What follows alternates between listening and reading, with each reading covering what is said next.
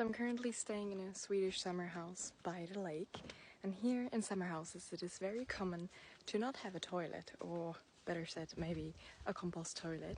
But here in this one we have something different, and I wanted to show you.